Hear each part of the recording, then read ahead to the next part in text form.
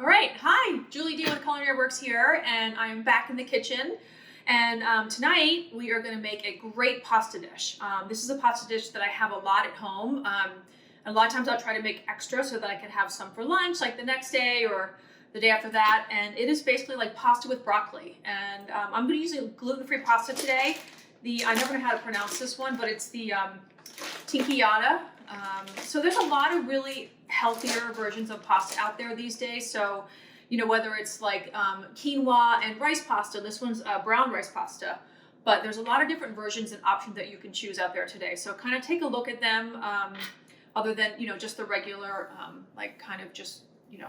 more processed pasta with flour. I mean, I eat that sometimes, but when I'm trying to feel a little bit healthier, I'll try to choose something like this. So in this version, we roast the broccoli, which I feel like is delicious and kind of a nice option. These are normally Dewey's treats. He would always eat these little pieces. So I will save those for when I go home and give them to the dog. He likes broccoli. Well, he likes anything, actually. If you guys follow me, you see that he is quite an eater. And he is a 100-pound dog, but he's solid as can be and so strong. I mean, it's like that kid is a brick. Like, I'm the kid. He's like a kid. Well, he's my kid, pretty much, as you guys see, because he's always like at our size. But he's going to be 8 years old, actually. He's such a nugget. But anyway, so moving on from him. So I'm just chopping up the broccoli here, and actually, like these pieces, like this, like I can go ahead and put that in there, like the stems. Like I don't just use the tops. I like to use the bodies too. So those are going to go in there as well. So one thing I think is a value with this gluten-free pasta, I feel like sometimes people are a little bit confused on how to cook it, because if you listen to the directions, it cooks it way, way too long. I mean, it is crazy the length of time. I'm like, are you kidding me? So you will see what we'll do. So I'm going to finish chopping up this broccoli here. My water is about to boil behind me, so I'm going to turn it back on. It was boiling and I turned it off. So what I'm going to do for the pasta, I'm going to cook about a half a bag of this. And the first thing I'm going to do is once I add the pasta back in and it's boiling, I'm going to boil it for 2 minutes. And then I'm just going to turn it down to low and cover it. I'm going to finish with the broccoli here. Oh, the bag is kind of open there.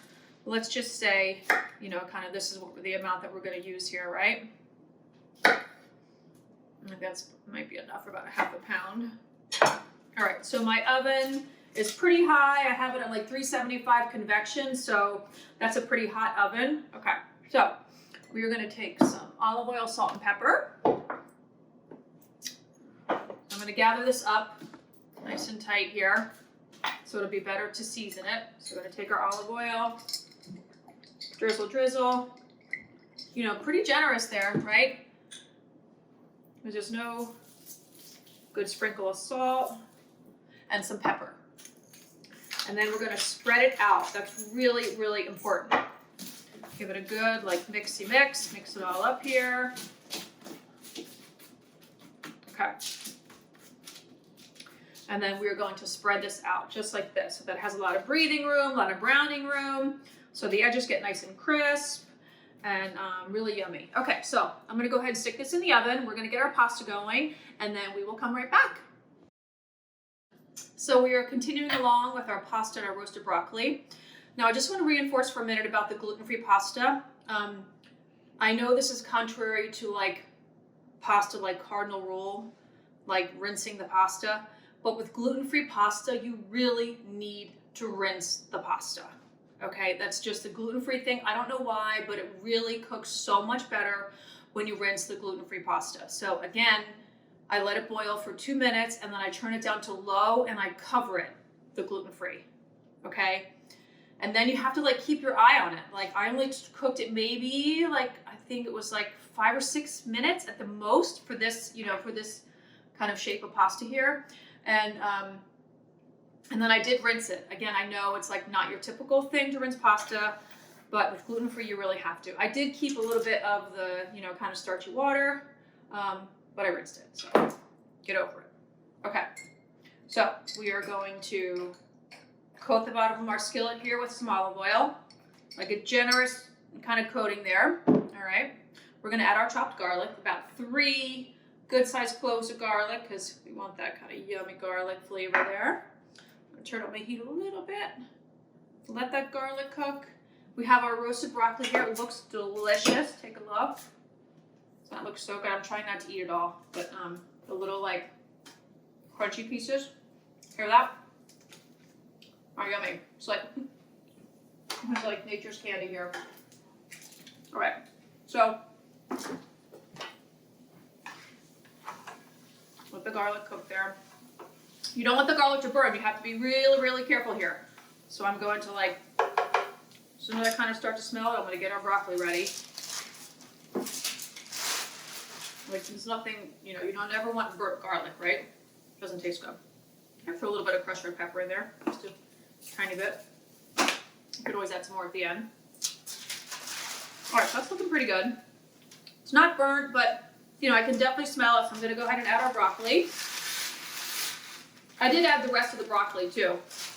I think when we left off on the video, there was another kind of little bit of stalk of broccoli left. I did add that to the rest of the roasting pan. So it was like 2 medium heads of broccoli and about 2/3 of a thing of pasta. But I'm not going to add all this pasta. Basically, what I'm going to do is just kind of add in what I think. I mean, I want to eat more broccoli than the pasta, right? I don't want to like overload on pasta, but I want a lot of broccoli. I think that's one way of kind of like, if you're trying to be mindful of your carbs, you still need carbs. So I mean, I don't want you to like think that like, carbs are good. Carbs are good. All right, so this is looking pretty good here. I'm going to add a little bit of pasta water, and I'm going to add a little more olive oil. Looks good. And I have some really nice garnish here too. I have some toasted pine nuts, and I also have toasted almonds. So you could kind of do either one. I think I'm going to go with the pine nuts.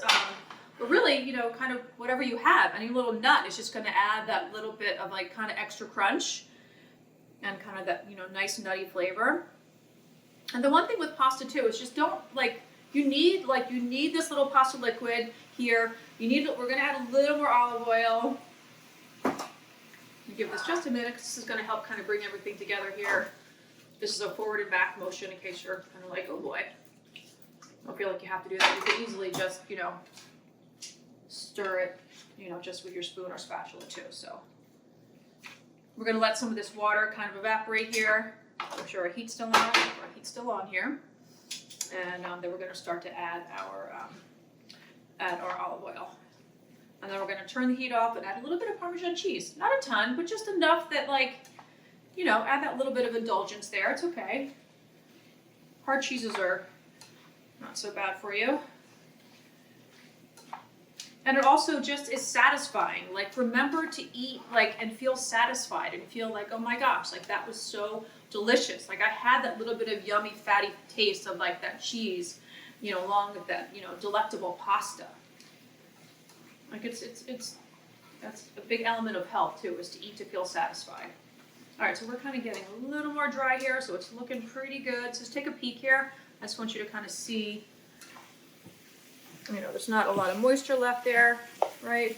So I'm going to go ahead and add our nice, yummy, extra virgin olive oil. Yes, a lot, generous, right? Make it yummy.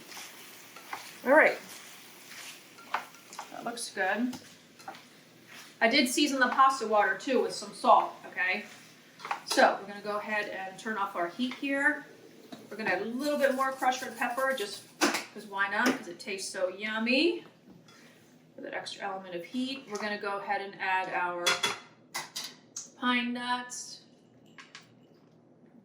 A little mix here. I'm going to go ahead and add some Parmesan cheese, and then we'll save a little bit for the top. That's like about a tablespoon there. Another tablespoon here. Making it snow, right? You can hear the nuts.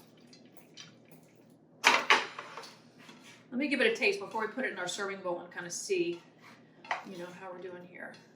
Now, if you wanted to add like something in here, if you wanted to add like, cannellini beans or, some small white beans or, you know, something like that, you certainly could.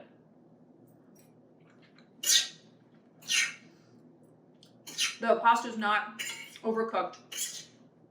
Sometimes it's easy to overcook gluten-free pasta. Like, it's not easy to cook the gluten-free pasta.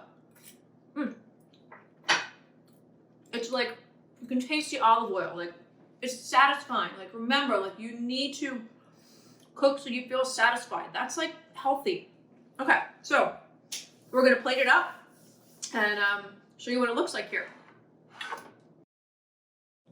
Okay, so let's take a look here. We put a little serving bowl, and it looks good.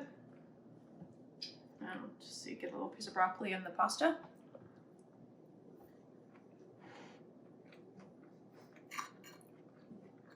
It's great. You have that nice little creaminess from the olive oil, a little taste of the bite of cheese, and some yummy, like crunchy from the pine nuts.